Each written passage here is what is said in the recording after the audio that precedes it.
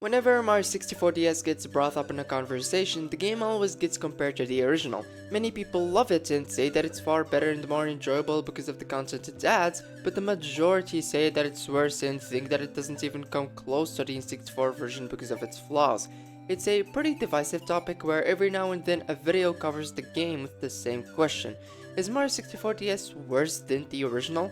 So I thought, why not make my own video on this with my own opinions and thoughts. I first gotta point out that Mario 64 DS isn't a simple remake, but rather more of a reimagining of Mario 64. It's really different in terms of many, and I mean many gameplay aspects to the point it feels like its own thing rather than just an enhanced version. And also, I'm not gonna be doing a side-by-side comparison kind of video. I'll be mainly focusing on the game itself, but I will compare to the original whenever necessary. Let's start off with the biggest issue that a lot of people have with it, the controls.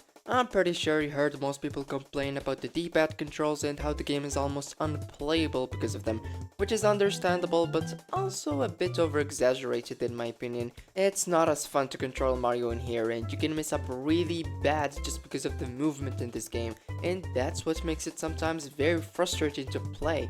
But it's worth noting that it also improved some things. Movement-wise, I would say it did a lot of good improvements. Wall kicking is a lot easier and less annoying.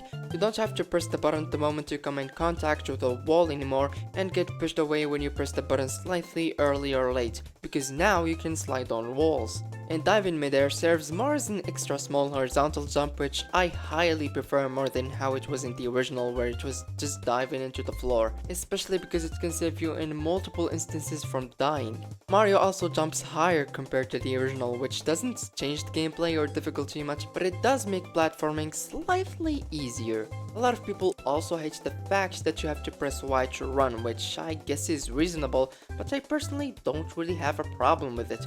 I could actually argue that it's something good, because you can manage your speed and it allows for more precise movements, unlike the original where you gotta tilt the analog stick slightly to move slower, but I see why people would still prefer running automatically, since movement feels more natural and simple without having a button to run. In terms of the controls though, it didn't really improve anything, except for the camera. Like dude, it's so much better than that janky shit the original has. Don't get me wrong, the camera in there did its job and what it's supposed to do, but it had plenty of problems. It can get stuck behind walls and objects so you can't get a good view of Mario and what you're doing. Sometimes it doesn't turn left or right, and it can move to some really bad positions and move unpredictably, which kinda ruined my gameplay experience in the N64 version. But in the DS version, all of those problems the camera had are fixed. It moves to better positions, it moves left and right like it's supposed to, it doesn't get stuck behind stuff, and centering the camera behind you actually works properly and is very useful and good, which you can simply do by pressing the L button. Using the touchscreen can be bothering to use, since you have to stop and then touch one of the arrows on the bottom screen to turn the camera to the direction you want to, but that's the only bad thing about the camera in here, and I found it to be a minor problem during my playthrough, because I don't really use it much. I use the L button instead. Now, there's a major difference between these two games, and it's the main reason why they feel very different. Mario 64 only has, well, Mario, and the Mario 64 DS obviously has Mario too, but also Yoshi, Luigi, and Wario as playable characters. Each of them has certain abilities the others don't have. Mario stays the same, but only he can wall kick and he is faster than everyone. Yoshi can flutter jump, eat and spit enemies, and can turn him into eggs he can throw. But he can't punch normal bricks. Luigi can fall a bit slowly, swim faster, and run on water for a few seconds. I don't know why. And he can perform this backflip that allows him to hover in the air for a bit. As for Wario, he is pretty much the worst character in here, with his many disadvantages and worthless advantages. Nobody really likes to play as him. He's slow, can't jump as high as the others, and his only ability is that he's very strong, which is stupid since this is a Mario game made for platforming and not combat. He can break these black bricks, and also punch the tox boxes from Shift in Sandland, which, let's be honest, almost nobody knew he could do that. The way you unlock the characters in here is really unique and fun, however. You find their painting, go through a small stage, and then fight a boss in the end to get the key to their door. The idea of having other playable characters in a 3D Mario game is definitely a really cool concept, but adding them to a game that is based on another game designed solely around Mario is kind of a bad idea. And Nintendo knew that, so they came up with every way to try to make these characters viable by forcing the player into using them instead of giving each one good unique abilities without trying to make them overpowered or useless and let the player choose which one they like more. Instead of unlocking the Wing Cap, Vanish Cap, and Metal Cap by searching for their switches and unlocking them, you only have to find the red switch found at the Tower of the Wing Cap stage to make all of the question mark blocks solid, and then unlock the characters to use the power-ups, which all of them, except for the Wing Cap, got replaced by this flower called the Power Flower. Mario has access to the wings, and when he uses the Power Flower, it turns him into a balloon, making him able to float, which is exclusive to this version, and it can be quite overpowered since it lets you skip big sections of the stages. As for the other characters, Luigi turns into Vanish Luigi just like the Vanish Cap, Wario turns into Metal Wario just like the Metal Cap, and Yoshi turns into a fire-breathing dinosaur. And it sucks. Because of this, you have to switch between characters for the star missions. So, the game added these caps that can be found inside the stages, and you can see their location on the map. I like these caps a lot, not only because they save you from the hassle of exiting the stage, go to the character selection room, and then do the stage all over, but also because you can easily lose them by getting hit, which adds a small level of difficulty and challenge. But there's one small thing I don't like about them. There's no Yoshi cap. Why the f is there no Yoshi cap? It's really dumb since it kind of forces you to just play as Yoshi for most of your playthrough. There's only like 2 stars in the whole entire game that need Yoshi, but he has one very big advantage that I haven't mentioned yet, and it's that you can choose any character's cap you want to use before you enter the stage, only if you're playing as him, which makes him pretty much the best character in the whole game, unless you stumble upon Big Boo's Hunt where you can't play as him at all. One thing Mario 64 DS added that I think adds to the gameplay a lot is the rabbits. Remember Mips from the original game? Well, now we got his entire family tree. There's 20 of them in total. Each of them can be found in different locations in the castle depending on the character you're using, and for every rabbit you catch you unlock a minigame. I won't go too much in detail since they're not a part of the main game, but I will go over them quickly and explain what they're about. Yoshi's minigames are puzzle based, Mario's are action themed, Wario's are pretty much random but still really fun nonetheless, and Luigi's are just gambling, casino, and more gambling. Which, fun fact, is the reason why all of the minigames got removed in the Korean version and why the game got a PEGI 12 plus rating in Europe in its re-release on the Virtual Console, which is pretty funny since this game as well as Mario Bros. DS are technically the most mature Mario games in the whole franchise only because of Luigi. Oh yeah! I personally don't really care that much about the minigames since they serve more as a way to kill some time after you beat the game and don't really have anything else to do or play.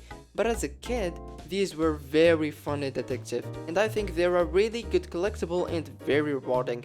However, there's also a rare type of rabbits called glowing rabbits that grant you the key to the white door which has a secret star, and I don't think they're good considering they spawn randomly. There's a way to obtain all 6 of them, which is by going in and out of the castle using Yoshi, and let me tell you, it is very unfun and it takes a lot of time. Now, if I'm gonna be honest, I think the implementation of the characters was pretty decent. There are some flaws of course, especially because it's not the perfect game to put them in like I said before, but they still managed to make Mario 64 DS enjoyable. Every character offers a unique and fun playstyle, which makes the gameplay feel different each time you play as a different character, which I like a ton. I know the game just forces you to play as a certain character for specific stars most of the time, but that doesn't make it bad, since it doesn't make it a pain in the ass to switch between them. Now in terms of the stages and their stars, while they are mostly the exact same, they do have a lot of noticeable minor and big differences that actually affect how fun the game is. The DS version added small new sections to a few stages and slightly altered certain ones to make them a bit easier, like 6 o'clock for example, where they added an entire floor to prevent players from easily falling into the void. There's also some small additions that were made here and there to make some stars less tedious and repetitive.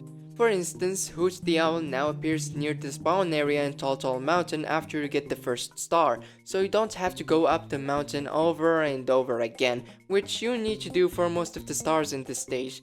As for the stars, some of them were slightly altered and a few got straight up replaced. Some replacements and alterations were fine but a little unnecessary, but most of them make sense since some of the original ones were very unclear and hard to figure out, most notably Pyramid Puzzle. Originally you had to enter the pyramid and make your way to the top, and then carefully grab all of the 5 coins near the fall sand. 3 of them are on small platforms and 2 of them are on the stream of moving sand. This was a very confusing star mission since the game doesn't give a single clue or hint about what this pyramid puzzle is. So in the DS version, the coins were replaced with silver stars, which is a lot better. Also, one small thing is that the stages contain more enemies and coins to make the 100 coin stars just a bit easier to collect, which is something good since in a lot of stages getting 100 coins was very tedious. These changes in the DS version are great. They were made to make the game more polished and to allow the new features like the new characters to be enjoyable and feel a part of the game but not out of place while leaving the core structure of the stages intact. There are some very unnecessary changes that completely ruined the challenge and fun of some stars, like the small igloo in Snowman's Land that got a full plastic surgery for some reason, where they removed the see-through ice maze that you needed to navigate to get the vanish cap and obtain the star. But thankfully there are only a few questionable and dumb changes like this one present in the game. But what about the exclusive stages and stars? Are they good or even significant? Yes. The game adds a total of 30 stars, so there's 150 stars in total instead of 120. Each stage has one additional star to it, and the rest are secret stars. I know, almost all of the new stars are either red coins, silver stars, or switch stars, which you are right. Some of them feel like Nintendo is just throwing them in randomly, like this one we just go in a straight line over water with a shell, but I think that most of them are pretty decent. Mario 64 DS also has extra stages exclusive to it. 2 of them are like the size of a nut that nobody cares about, where you only have to collect silver stars and they're fine. But the boss stages are really good. Sure, they only have 2 stars in them. One of them is red coins and the other one is just something random and simple to collect. But these stages have a lot of platforming sections, obstacles, and the red coin stars are actually really fun and interesting in my opinion, because the coins are scattered throughout every part of the stages and you have to do a lot of different stuff to collect each one. But the best part about these boss stages isn't even the stage itself, it's the bosses. Mario 64 is definitely known for not having the best and the most unique bosses in the Mario series, but these ones are actually pretty fun and very cool, and I love them. I definitely wish they added more stages and made them as big as the normal ones, or at least add more stars to them to make them a little more significant, but what it offers to the table is still not that bad. Now I want to shift the focus from the stages and stars to one teeny tiny small feature the DS version added, the map. Why? Because I think it hurts the game quite a bit. Now you might be wondering, well, what's so bad about having a map available to you? It's useful. And the answer is, it's too useful. Mario 64 stages weren't designed just for completing challenges and puzzles to obtain stars, but also for exploring. The game just puts you inside the stage and it lets you explore and figure things out on your own with little hints and clues about the whereabouts of the stars. And that's something I loved about the stages, and that's what made them fun and interesting in the original, especially Hazy Maze Cave, which is my absolute favorite stage. And the map kinda removes that exploration factor by showing you the location of the stars. This is what made collecting the stars in 64DS a bit less fun in my playthroughs of the game. It's just like, here's the star, go get it. Of course, there are some stars that require a bit more thinking as to how to obtain them and not just go from point A to point B, but the map prevents players from searching and discovering on their own, which makes the stars that you're based on exploring feel less rewarding and satisfying to obtain. It would have been better if the game tells you about the location of a star only as an option, just like the red coins where it doesn't show you where they are, but there are pink bob-ombs that you can speak to that tell you about their location if you're having a hard time finding them as an option. Moving on now to the visuals and graphics, there isn't really much to talk about in here, but I think that it's pretty important to include them in here since they do make these two give very different vibes, if you know what I mean. Mario 64 DS is obviously an improvement and it looks better than the original, especially the models of characters and enemies. It's worth noting that Mario 64 was Nintendo's first time making a fully 3D game, so it's obvious why Bowser and Mario look like rip-offs of what they're supposed to look like. And by the time they were making Mario 64 DS, Nintendo was more experienced with making models. The DS version has a lower poly Mario than the original, yet he looks a lot better. Also, the stages look brighter, which might seem like a small minor thing, but they feel a little more vibrant and lively compared to the original. Some people don't like the textures looking pixelated even though they're more detailed, but I personally don't really mind pixelated textures. The only thing the original beats the DS in is its art style. It has more personality and charm to it with its plasticky and cartoony look, and it makes it stand out from other Mario games, unlike the DS version where it does feel alive and less empty but has more of a generic Mario art style from the 2000s. And that's pretty much all I have to say for graphics and visuals. The last thing I want to talk about is replayability, since it's pretty vital for a game, especially for a Mario game. And Mario 64 DS obviously has more replay value than the original. It's honestly a pretty enjoyable game even with the controls.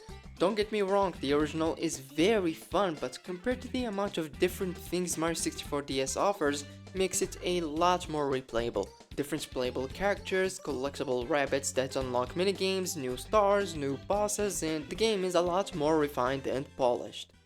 So, after all that yapping, what do we conclude? Is the DS version worse?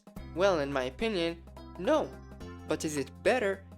That completely depends on you.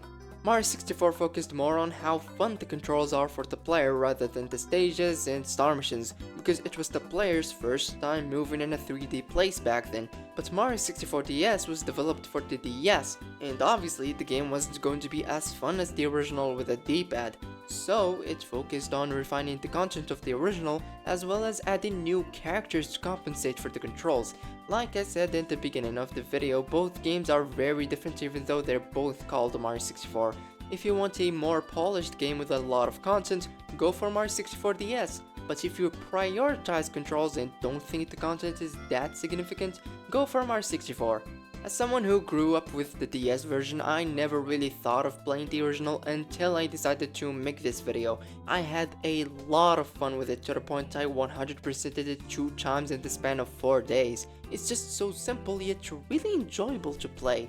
However, I still think Mario 64 DS is better, and no, it's not because of nostalgia. I just think that it has some really good positives that totally outweigh the negatives, and I like the exclusive content it has. There's no definitive version of Mario 64 because it all just comes down to your preferences, so just play both of them and pick the one you like more.